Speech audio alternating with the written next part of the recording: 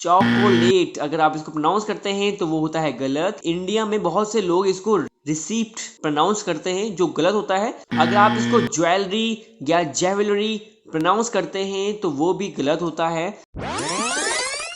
Hey guys, welcome back to shower of English. और आज की वीडियो में मैं आपको बताने वाला हूँ 10 मिस प्रोनाउंसिंग वर्ड्स जो इंडिया में बेसिकली बहुत ज़्यादा मिस प्रोनाउंस किए जाते हैं। या आप अगर हॉलीवुड मूवीज़ देखते हैं या सीरीज़ देखते हैं तो उसमें भी इन वर्ड्स को बेसिकली बहुत ज़्यादा शॉर्ट बोला जाता है और बहुत ज़्यादा करेक्ट बोला जाता है।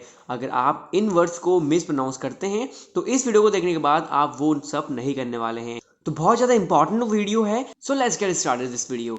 तो फर्स्ट वर्ड हमारे पास है रसीट, राइट। इंडिया में बहुत से लोग इसको रिसीप्ट प्रोनाउंस करते हैं जो गलत होता है। इसमें जो पी होता है वो बिल्कुल साइलेंट होता है, तो इसको प्रोनाउंस किया जाता है रसीट, रसीट।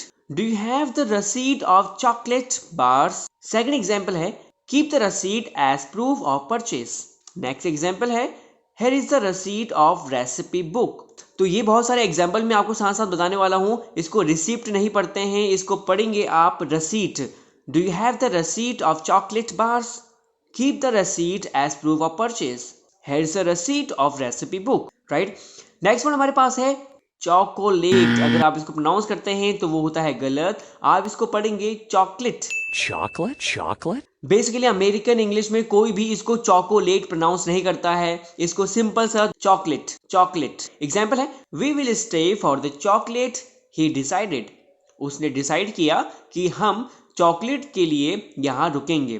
नेक्स्ट एग्जाम्पल है the chocolate was good. The chocolate was good. Could we interest you in some chocolate? Chocolate? Did you say chocolate? Chocolate?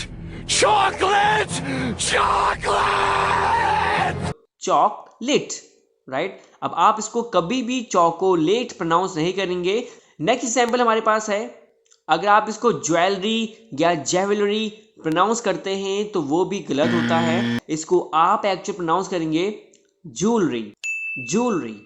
Example हमारे पास her jewellery box was tiny and wooden. Her jewellery box was tiny and wooden. Next example है oh no my jewellery fell in my hot chocolate. My jewellery fell in my hot chocolate, right. तो यहाँ पे देखिए मैं हर word को second word के साथ अटैच करके आपको एग्जैक्ट एग्जाम्पल दूंगा, राइट। नेक्स्ट वर्ड हमारे पास है हाइट, हाइट। इसमें जी और एच कहाँ गया आई डोंट नो, बट इसको हाइट सिंपल से प्रोनाउंस किया जाता है। ये जी और एच इसमें साइलेंट हो जाते हैं, कोई भी इनका यूज नहीं है। एग्जाम्पल हमारे पास है he is about the same height and weight but he is younger. He is about the same height and weight, but he is younger. कि वह हाइट और वेट में सेम है लेकिन वह यंगर को हिंदी में बोला जाता है कि वह छोटा है। जैसे दो भाई होते हैं, एक एल्डर होता है एक यंगर होता है। एल्डर मतलब बड़ा भाई, यंगर मतलब छोटा भाई। तो सेंटेंस हमारे पास है he is about the same height and weight but he is younger. Next example है her jewelry is height of fashion।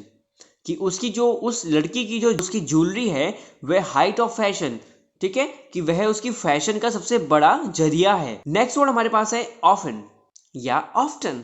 But congratulation, आप सही हैं क्योंकि इसको ऑफन और ऑफ्टन दोनों प्रोनाउंस किया जाता है अमेरिकन इंग्लिश में।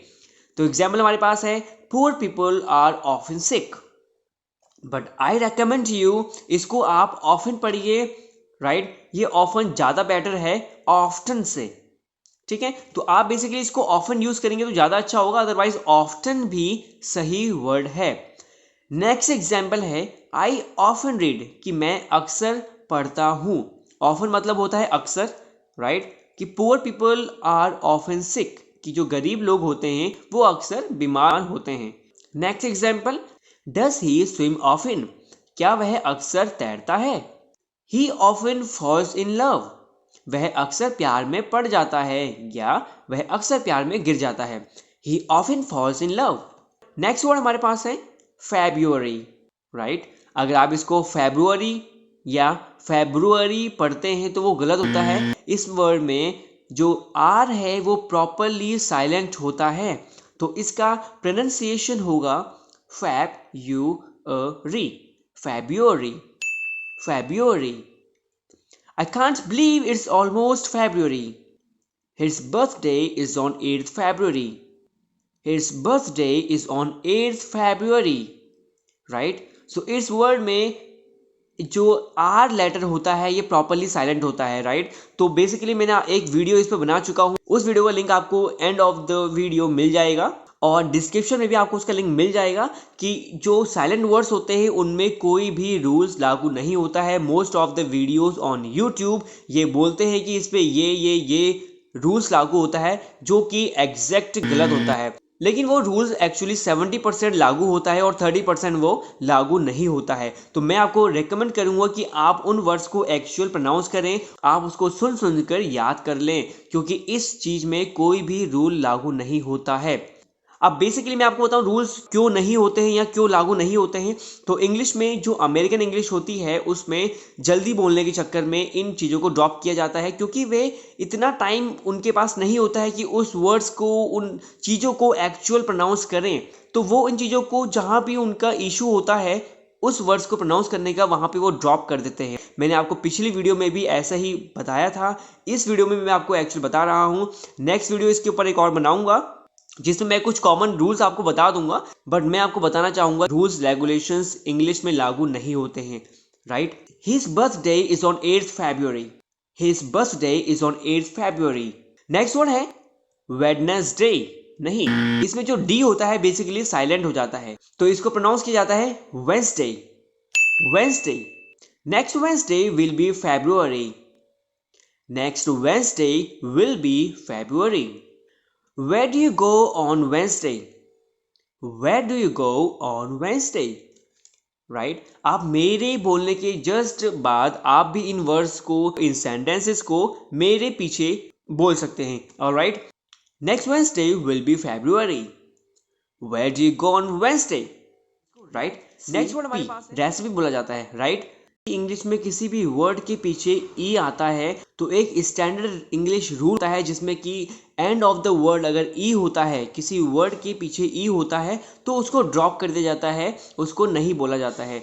जैसे एग्जांपल है, जैसे फोन होता है, फोन को आप फोनी नहीं बोलते हैं, मेक को मेकी, चेंजी नहीं बोलते हैं. तो इन सब में जो ई होता है एंड ऑफ द वर्ड वो प्रोनाउंस नहीं किया जाता है. तो बेसिकली इंग्लिश में कोई भी रूल्स नहीं होते हैं बट कुछ जगह कुछ रूल्स ऐसे अप्लाई होते हैं जो बेसिकली इंग्लिश में अमेरिकन इंग्लिश में बेसिकली यूज किए जाते हैं. जैसे एग्जांपल है, I will send you the recipe. Can you send me the recipe? Have you seen my recipe book? तो ये ऐसे कुछ वर्ड्स हैं. रेसिपी बेसिकली आपको पता है किसी भी खाना बनाने की प्रोसेस को एक रेसिपी के जरिए बनाया जाता है जिसमें कि एक रेसिपी बुक होती है जिसके जरिए आप उन मेथड्स को फॉलो करके उस रेसिपी को बनाते हैं. राइट? नेक्स्ट वर्ड हमारे पास है क्लाउड्स. इसमें भी टी और एच प्रॉपरली साइलेंट होता है. तो अगर आप कभी भी मूवीज़ देखते हैं या किसी भी अमेरिकन इंग्लिश में कभी भी इस वर्ड को सुनते हैं तो बेसिकली ये जो टी एच है एग्जैक्ट साइलेंट होता है. बट आप इसको बोल भी सकते हैं तो भी ठीक है, नहीं बोलेंगे तो भी ठीक है. बट एक्चुअल में अगर आप इसको क्लोज बोलेंगे तो वो ज़्यादा बेटर रहेगा. ऑलराइट? तो इसका प्रोनाउंसिएशन क्या होता है? Close. What close are you wearing on Wednesday? What close are you wearing on Wednesday? तो अगर आप इसको क्लॉथ्स पढ़ते हैं क्योंकि बहुत लाइट सा ना टी एच का साउंड जो होता है बहुत लाइट होता है. इतना लाइट कि बोला जाए या ना बोला जाए both are equal. Alright? And both are correct. तो आप बोल सकते हैं what clothes are you wearing on Wednesday. ठीक है? आप इसको क्लोज पढ़ सकते हैं तो वो बिल्कुल 110% डेफिनेटली करेक्ट. नेक्स्ट एग्जाम्पल है pack your clothes and come back with me. Next example है your clothes are dirty. Your clothes are dirty. कुछ हो सकते हैं. देखिए ब्रिटिश है तो एक्चुअल इंग्लिश बोली जाती है बट अमेरिकन है तो शॉर्ट बोला जाता है. तो मोस्ट ऑफ द टाइम आपको ये चीज़ें ध्यान रखनी है कि आप कुछ भी बोलिए, everything is right. In India हमेशा अमेरिकन इंग्लिश ही बोली जाती है मोस्ट ऑफ द टाइम. तो अब हम प्रैक्टिस कर लेते हैं इन वर्ड्स को जो मैंने आपको बताए हैं. मैंने बहुत ज़्यादा मिलते जुलते सेंटेंसेस बनाए हैं.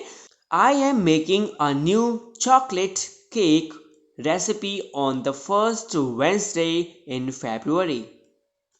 I'm making a new chocolate cake recipe on the first Wednesday in February. ठीक है? मेरे पीछे रिपीट कीजिए. I'm making a new chocolate cake recipe on the first Wednesday in February. I'm making a new chocolate cake recipe on the first Wednesday in February. I'm making a new chocolate cake recipe on the first Wednesday in February. Right? बहुत easy हो जाएगा अगर आप बोलते रहेंगे 3-4 बार repeat करते रहिए, video को दोबारा देखते रहिए. It would be very easy for you to speak. Next example हमारे पास है Bring some old clothes, no jewelry, and a receipt for your purchase. Bring some old clothes, no jewelry, and a receipt for your purchase. मेरे साथ बोलिए. Bring some old clothes, no jewelry, and a receipt for your purchase. Bring some old clothes, no jewelry, and a receipt for your purchase.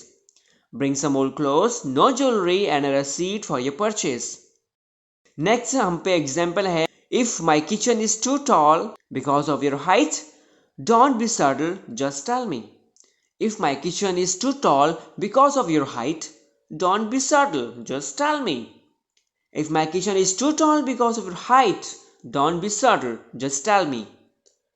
एक बार मेरे पीछे repeat कीजिए. If my kitchen is too tall because of your height, don't be subtle, just tell me.